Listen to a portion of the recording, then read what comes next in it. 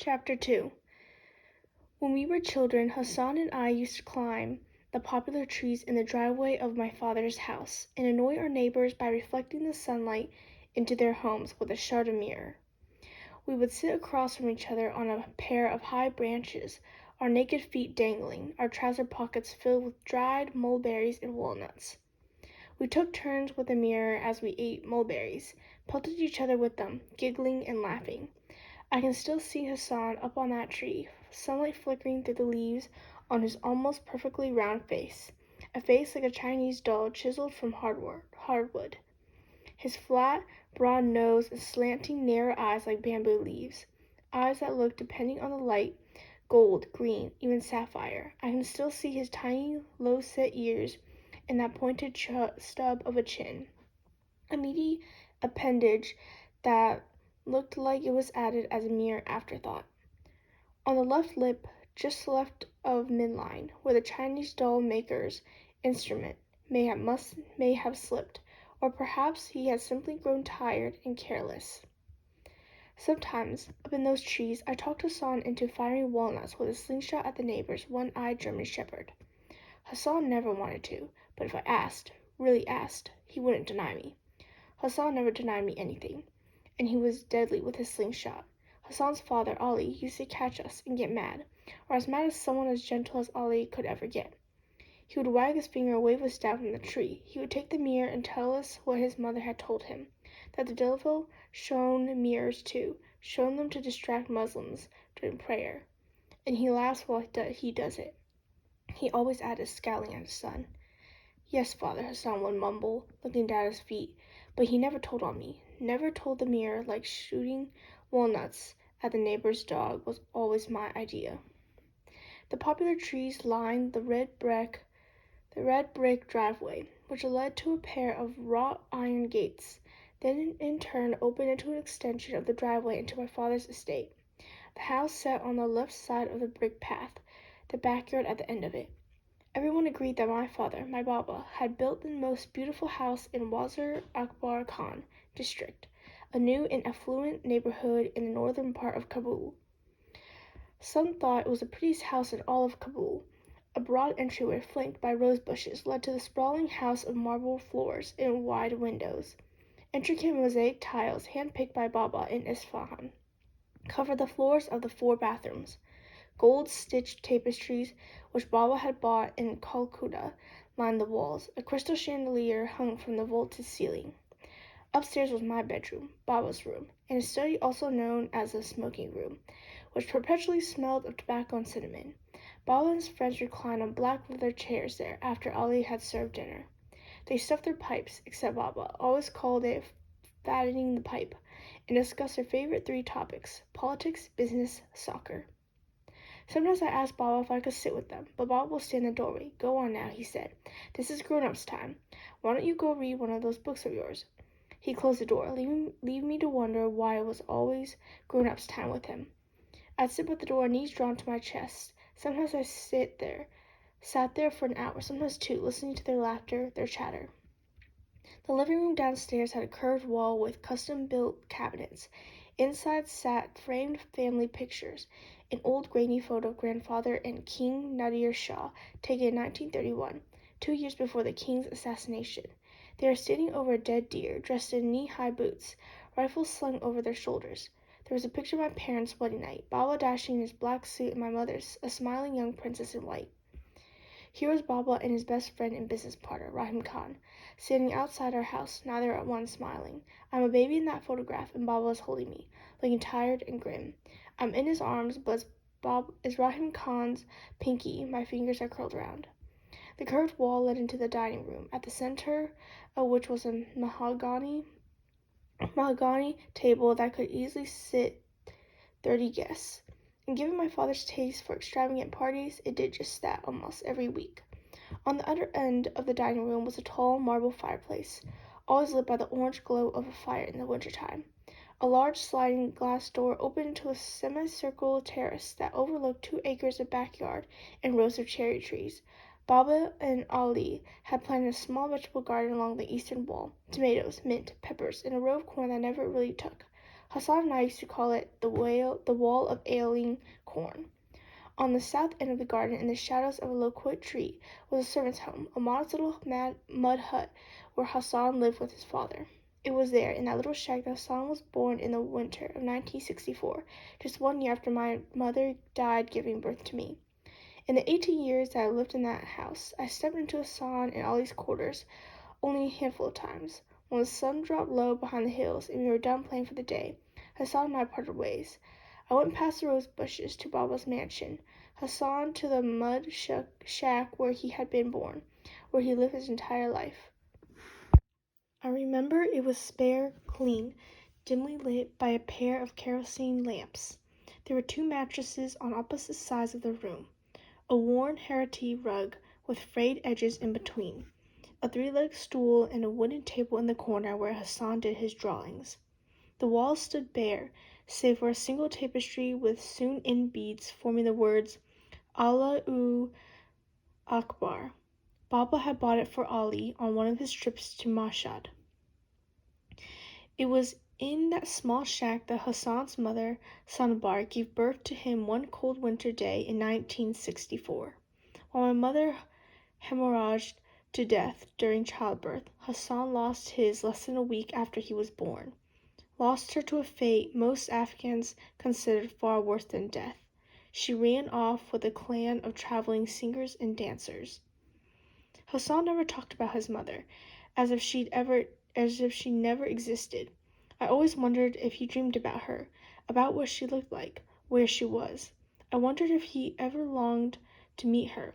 Did he ache for her, the way I ached for the mother I never met? One day, we were walking from my father's house to Cinema Zainab for a new Iranian movie, taking the shortcut through the military barracks near Istiqlal Middle School. Baba had forbidden us to take that shortcut, but he was in Pakistan with Raham Khan at that time. We hopped the fence that surrounded the barracks, skipped over a little creek, and broke into the open dirt field with old, abandoned tanks collected dust. A group of soldiers huddled in the shade of one of those tanks, smoking cigarettes and playing cards. One of us saw us, elbowed the guy next to him, and called Hassan. "Hey you," he said. "I know you." We had never seen him before. He was a squatly man with a shaved head and a black stubble on his face. The way he grinned at us, leered, scared me. "Just keep walking," I muttered to Hassan. "You, the Hazara, look at me when I'm talking to you," the soldier barked. He handed his cigarette to the guy next to him, made a circle with the thumb and an index finger of one hand, poked the middle finger of his other hand through the circle, poked it in and out, in and out. "I knew your mother. Did you know? I knew her real good. I took her from behind by that creek over there." The soldiers laughed. One of them made a squealing sound. I told Hassan to keep walking, keep walking. "What a tight little sugary cunt she was," the soldier was saying, shaking hands with the others, grinning. Late in the dark, after the movie had started, I heard Hassan next to me croaking. Tears were sliding down his cheeks. I reached across my seat, slung my arm around him, pulled him close. He rested his head on my shoulder. "He took you for someone else," I whispered. "He took you for someone else." I'm told no one was really surprised when Sonneborn eloped. People had raised their eyebrows when Ali, a man who had memorized the Quran, married Sonneborn, a woman 19 years younger, a beautiful but notoriously unscrupulous woman who lived up to her dishonorable reputation. Like Ali, she was a Shia Muslim and ethnic Hazara. She was also his first cousin and therefore a natural choice for a spouse. But beyond those similarities, Ali and Sonneborn had little in common, least of all their respective appearances. While Sonneborn's brilliant green eyes and impish face had rumor on it tempted countless men into sin, Ali had a congenital paralysis of his lower facial muscles, a condition that rendered him unable to smile and left him perpetually grim-faced. It was an odd thing to see the stone-faced Ali happy or sad, because only his slanted brown eyes glinted with a smile, or welled with sorrow. People say that eyes are windows to the soul. Never was that more true than with Ali, who could only reveal himself through his eyes. I have heard that Sonneborn's suggestive stride, oscillating hips sent men to reveries of infidelity. But polio had left Ollie with a twisted, atrophied right leg that was sallow skin over bone with little in between except a paper-thin layer of muscle. I remember one day when I was 8, Ollie was taking me to the bazaar to buy some naan. I was walking behind him, humming, trying to imitate his walk. I watched him swing his scraggly leg in a sweeping arc, watched his whole body tilt impossibly to the right every time he planted that foot. It seemed a minor miracle he didn't tip over with each step. When I tried it, I almost fell into the gutter. That got me giggling. Ollie turned around, caught me a ping. He didn't say anything. Not then, not ever. He just kept walking. Ollie's face and his walk frightened some of the younger children in the neighborhood, but the real trouble was with the older kids. They chased him on the street and mocked him when he hobbled by. Some had taken to calling him Babulo, or Boogeyman. "Hey, Babaloo, who did you eat today?" they barked to a chorus of laughter. "Who did you eat, you flat-nosed Babaloo?" They call him flat-nosed because of Ollie and Hassan's characteristic Hazara Mongoloid features. For years, that was all I knew about the Hazaras, that they were Mongol descendants, and that they looked a little like Chinese people. School textbooks barely mentioned them and refer them to the ancestry only in passing. Then one day, I was in Baba's study, looking through his stuff, when I found one of my mother's old history books. It was written by an Iranian named Karami. I blew the dust off, sneaked into the bed with me, and was stunned to find an entire chapter on Hazara history, an entire chapter dedicated to Hassan's people. In it, I read that my people, the Pashtuns, had persecuted and oppressed the Hazaras. It said that the Hazaras had tried to rise against the Pashtuns in the 19th century, but the Pashtuns had quelled them with unspeakable violence. The book said that my people had killed Hazaras, driven them from their lands, burned their homes, and sold their women. The book said part of the reasons Pashtuns had oppressed the Hazaras was that the Pashtuns were Sunni Muslims, while Hazaras were Shia. The book said a lot of things I didn't know, things my teacher hadn't mentioned, things Baba hadn't mentioned either. It also said some things I didn't know, like the people called Hazaras mice-eating, flat-nosed, load-carrying donkeys. I heard some of the kids in the neighborhood yell those names to Hassan.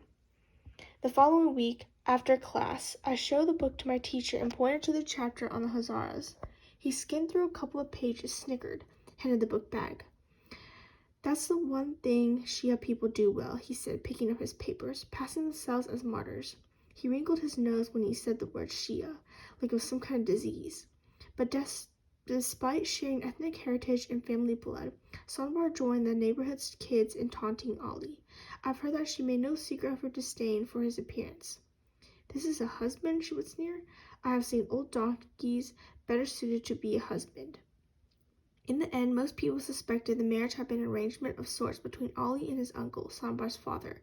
They said Ollie had married his cousin to help restore some honor to his uncle's blemished name, even though Ollie, who had been orphaned at the age of 5, had no worldly possession or inheritance to speak of. Ollie never retaliated against any of his tormentors, I suppose partly because he could never catch them with that twisted leg dragging behind him, but mostly because Ali was immune to the insults of his assailants. He had found his joy, his anecdote, the moment Sanbar had given birth to Hassan. It had been a simple enough affair. No obstetricians, no anesthesiologists, no fancy monitoring devices. Just Sanbar lying on a stained, naked mattress, with Ollie and a midwife helping her. She hadn't needed much help at all, because even in birth, Hassan was true to his nature. He was incapable of hurting anyone. A few grunts, a couple of pushes, and out came Hassan. Out he came smiling. As confided to a neighbor's servant by the garrulous midwife, who had then in turn told anyone who would listen, Sambar had taken one glance at the baby in Ollie's arm, seen the left clip, and barked a bit of laughter. "There," she had said. "Now you have your own idiot child to do all your smiling for you." She had refused to even hold Hassan, and just 5 days later, she was gone. Baba hired the same nursing woman who had fed me to nurse Hassan. Ollie told us she was blue-eyed Hazara woman from Bamiyan, the city of the giant Buddha statues. "What a sweet singing voice she had," he used to say to us. "What did she sing?" Hassan and I always asked. that we already knew. Ollie had told us countless times. We just wanted to hear Ollie sing. He'd clear his throat and begin. On a high mountain I stood, and cried the name of Ollie, Lion of God. Oh, Ollie, Lion of God, King of men, bring joy to our sorrowful hearts. Then he would remind us that there was one brotherhood between people who had fed from the same breast, a kinship that not even time could break. Hassan and I fed from the same breasts. We took our first steps on the same lawn in the same yard, and under the same roof we spoke our first words. Mine was Baba, his was Amir, my name. Looking back on it now, I think the foundation for what happened in the winter of 1975 and all that followed was already laid in those first words.